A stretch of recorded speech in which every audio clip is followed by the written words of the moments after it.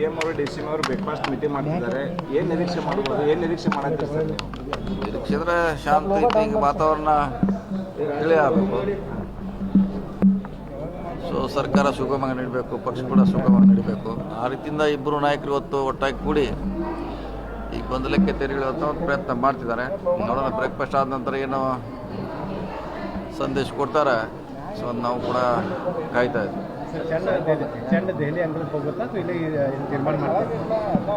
ಅಂತಿಮವಾಗಿ ಡೆಲ್ಲಿಗೆ ಹೋಗಲೇಬೇಕು. ಇಲ್ಲಿ ಮೊದಲು ಇವ್ರ ಹಂತದಲ್ಲಿ ಮುಗಿದ್ರೆ ಒಳ್ಳೆಯದು. ಈಗ ಒಂದು ಕಡೆ ಇಲ್ಲಿ ಸಿದ್ದರಾಮಯ್ಯ DK ಶಿವಕುಮಾರ್ ಸಭೆ ಮಾಡ್ತಾರೆ, ಮತ್ತೊಂದು ಕಡೆ ಇವತ್ತು ಮಧ್ಯಾಹ್ನ 1 ಗಂಟೆಗೆ ರಾಹುಲ್ ಗಾಂಧಿ ಖರ್ಗೆ ಅವರು ಕೂಡ ಮೀಟಿಂಗ್ ಮಾಡ್ತಿದ್ದಾರೆ. ಮಾಡಲೇಬೇಕು. ಅಂತಿಮವಾಗಿ ಆಗೋದು ಡೆಲ್ಲಿನೇ. ಸರ್, ಈಗ ಏನು ಹೈಕಮಾಂಡ್ ಆದೇಶದ ಮೇರೆಗೆ ಬ್ರೇಕ್ಫಾಸ್ಟ್ ಮೀಟಿಂಗ್ ಅಥವಾ ಏನು ಇವರೇ ಇಲ್ಲೇ ಹೈಕಮಾಂಡ್ ನಿರ್ದೇಶಿಸಿದ ಮೇಲೆ ಮಾಡ್ತಿದ್ದಾರೆ. ಇದಾದ್ಮೇಲೆ ಡೆಲ್ಲಿಗೆ ಹೋದ್ರೆ ಹೋಗ್ಬೋದು. ಇದೇ ಹೇಳಿಲ್ಲ, ವಾತಾವರಣ ತಿಳಿ ಆಗಬೇಕು, ಸರಿ ಆಗಬೇಕು, ಸರ್ಕಾರ ಸುಗಮವಾಗಿ ನಡೀಬೇಕು, ಪಕ್ಷ ಕೂಡ ಗೊಂದಲ ವಾತಾವರಣದಲ್ಲಿ ಇದೆ. ಸರಿ, ಇದೆಲ್ಲ ತಿಳಿ ಆಗಲಿಕ್ಕೆ ಇದು ಭೇಟಿ ಅವಶ್ಯಕತೆ ಇದೆ. ಇಷ್ಟೊಂದು ಹೈಕಮಾಂಡ್ ಲೇಟ್ ಆಯ್ತು ಮಾಡಿದ್ರೆ ಇದಕ್ಕೆ ಯಾಕೆ ಹೋಯ್ತು ಸರ್? ಇದು ವಿಕೋಪಕ್ಕೆ ಯಾಕೆ ಹೋಯ್ತು ಅದು ಗೊತ್ತಿಲ್ಲ. ನೀವು ಅದ್ರ ಬಗ್ಗೆ ಉತ್ತರ ನಮ್ಮ ಕಡೆ ಸಿಗೋಲ್ಲ. ನಿಜ ಅದು. ರಾಜಕೀಯದಲ್ಲಿ ಇಂಥ ಸನ್ನಿವೇಶಗಳ ಮುಂದೆ ಬರ್ತವೆ, ಬರೋಲ್ಲ ಹೇಳಲಿಕ್ಕಾಗಲ್ಲ. ಈ ಎಲ್ಲ ಬೆಳವಣಿಗೆಗಳು ನೋಡಿದ್ರೆ ಏನೋ ಒಂದು ಮಾತುಕತೆ ಆಗೈತೆ ಅಂತೀರಿ ಸರ್? ಅದು ಏನು ಗೊತ್ತಿಲ್ಲ, ನೋಡ್ಬೇಕಾದ್ ನೋಡೋಣ ಏನು ಹೇಳ್ತಾರೆ ಅವ್ರು. ಬ್ರೇಕ್ಫಾಸ್ಟ್ ಆದ್ಮ್ಯಾಗೆ ಬೆಂಗಳೂರು ಮೀಡಿಯಾ ಮುಂದೆ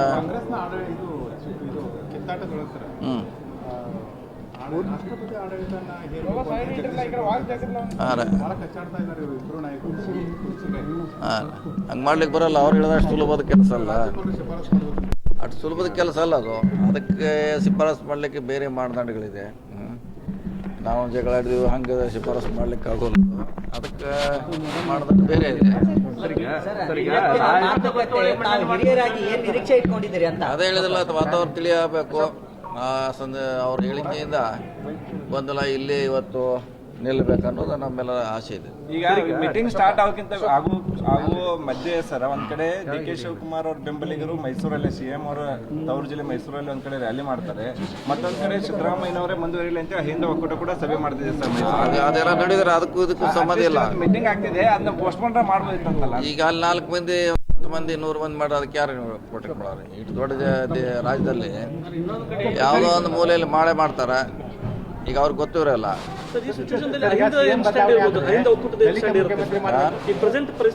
ಅಹಿಂದ ಒಕ್ಕೂಟ ಅಹಿಂದ ನಾಯಕರು ಇಲ್ಲದ ಬಯಸ್ತಾರೆ.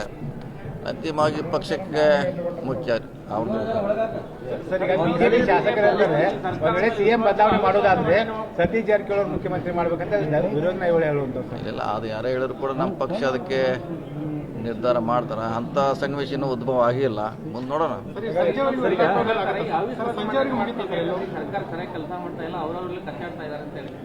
ಮಾಡ್ತಾರೆ, ಅದಕ್ಕೇನು ಪ್ರಶ್ನೆ ಇಲ್ಲ. ಇದಕ್ಕೂ ಮಾಡಿದ್ದಾರೆ, ಇಲ್ಲೇ ಮಾಡಿದ್ದಾರೆ, ಅಲ್ಲಿಯೂ ಮಾಡ್ತಾರೆ. ಮಾಡೋದ್ರಿಂದ ಏನು ಸರ್ಕಾರದ ಮೇಲೆ ಯಾವುದೇ ಪರಿಣಾಮ ಬೀರೋದು. ಒಂದೇನಂತಂದ್ರೆ ರಾಜ್ಯದ ಜನರು ಈ CM ಅವ್ರ ಸ್ಥಾನದಲ್ಲಿ ಇದ್ಕೊಂಡು ಅವ್ರು ಮಾಡ್ತಾ ಇರುವಂತ ಟ್ವೀಟ್ಗಳು ಮತ್ತು DCM ಸ್ಥಾನದಲ್ಲಿ ಇದ್ಕೊಂಡು ಅವ್ರು ಮಾಡ್ತಾ ಇರುವಂತ ಟ್ವೀಟ್ಗಳನ್ನ ಬಹಳಷ್ಟು ಗಮನಿಸ್ತಾ ಇದ್ದಾರೆ ಸರ್.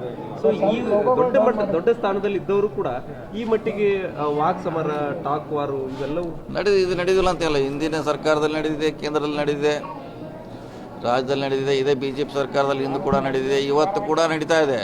ಅವ್ರದ್ದು ಲೇಟೆಸ್ಟ್ ಇದ್ದಾರೆ, ಅವ್ರದ್ದೇನು ಕಡಿಮೆ ಏನಿಲ್ಲ. ರಾಜಕೀಯ ಪಕ್ಷ ಅಂದರೆ ಇದು ಇರೋದೇ. ಅಲ್ಲೂ ಮಂಡ್ಯ ವಿಜೇಂದ್ರಾಗಿ ಯತ್ನಾಳ್ ಅವ್ರು ಯಾವ ರೀತಿ ಹೇಳಿದ್ದಾರೆ, ಯಾವುದು ದಿವಸ ನಡೀತಾನೆ ಇದೆ ಸರ್. ಈಗ ಮೀಟಿಂಗ್, ಇದು ಬ್ರೇಕ್ಫಾಸ್ಟ್ ಮೀಟಿಂಗ್ ಇಂತ ಮುಂಚೆ ಒಂದು 2-3 ದಿನ ನಿಮ್ಮ ಮನೆಯಲ್ಲಿ ಅಂದ್ರೆ ಸಿದ್ದರಾಮಯ್ಯ ಆಪ್ತ ಸಚಿವರೆಲ್ಲ ಕೂಡ ಮೀಟಿಂಗ್ ಮಾಡಿದ್ರೆ ಒಂದು ಗಟ್ಟಿಯಾದ ನಿರ್ಧಾರ ತಗೊಂಡು CM ಅವ್ರಿಗೆ ಏನು ಸಲಹೆ ಕೊಟ್ಟಿದ್ದೀರಿ? ಹೆಂಗೆ ಅನ್ಸರಿ? ಯಾಕಂದ್ರೆ ಎಲ್ಲರೂ ಕೂಡಿದ್ರು, ಡಿನ್ನರ್ ಆಯ್ತು. ಸಲಹೆ ಏನಿಲ್ಲ, ಸಲಹೆ ಅವರು ಇಬ್ಬರು ನಾಯಕರಿದ್ದಾರೆ, ವರಿಷ್ಠರು, ಅವ್ರ ನಿರ್ಧಾರ ತಗೋಬೇಕು, ನಮ್ಮ ನಿರ್ಧಾರ ಅಲ್ಲ. ಸರ್, ಅಹಿಂದ ನಾಯಕರು ಯಾವತ್ತೂ ಬಿಟ್ಕೊಡ್ಬಾರ್ದು. ರಾಜ್ಯದಲ್ಲಿ ಸಾಕಷ್ಟು ಜನರಿದ್ದಾರೆ ಮತ್ತು ಅಹಿಂದ ಸ್ವಾಮೀಜಿಗಳು ಕೂಡ ಈಗ ಅವ್ರ ಪರವಾಗಿ ಮಾತಾಡ್ತಾ ಇದ್ದಾರೆ. ನೋಡೋಣ, ಕಾದ್ ನೋಡೋಣ ಏನು ನಮ್ಮ ನಾಯಕರ ಏನು ತೀರ್ಮಾನ ಮಾಡ್ತಾರೆ ನೋಡೋಣ. ಅಹಿಂದ ನೆಕ್ಸ್ಟ್ ಕೈ ಬಿಡ್ತೇವೆ ಅನ್ನುವಂಥ ಸಂದೇಶ ಕೂಡ ಕೊಡ್ತಾ ಇದ್ದಾರೆ ಸರ್. ನೋಡೋಣ, ಈ ಸದ್ಯಕ್ಕೆ ಹೇಳಕ್ಕಾಗಲ್ಲ, ಕಾದ್ ನೋಡೋಣ.